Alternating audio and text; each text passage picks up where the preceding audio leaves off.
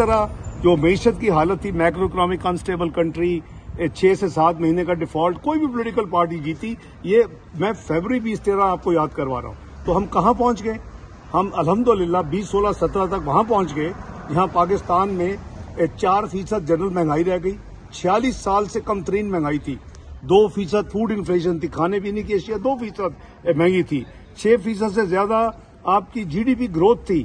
آپ کے stock market south Asia کی بیسٹ اسٹاک مارکیٹ ڈکلیئر ہو گئی. تینوں اسٹاک مارکیٹس کو مرج کر دیا گیا 2016 کے شروع میں. اور اس کے ساتھ ساتھ 19,000 جس دن الیکشن جیتا 19,000 کا جو انڈیکس تھا، اور جس دن O3 میاں نواز شریف نے 21,000 کا انڈیکس تھا، وہ 54,000 انڈیکس کراس کر گیا. اور $100 بلین سے زیادہ پاکستان اسٹاک ایکسچینج کی مارکیٹ کیپٹلائزیشن کی ورتھ تھی. $100 بلین سے زیادہ، جو آپ کے قریباً مکمل ٹوٹل قرضے جو پاکستان کے اس کے equivalent public external public debt کی بات کر رہا ہوں، جو بیرونی قرضوں کی ہمیشہ بات ہوتی ہے. تو آج وہ $28 بلین رہ گیا ہے. اور اس وقت دنیا کی ہم 5ویں بیسٹ اسٹاک مارکیٹ ڈکلیئر ہو گئے. موسٹ اسٹیبل روپی پاکستان کی کرنسی بلوم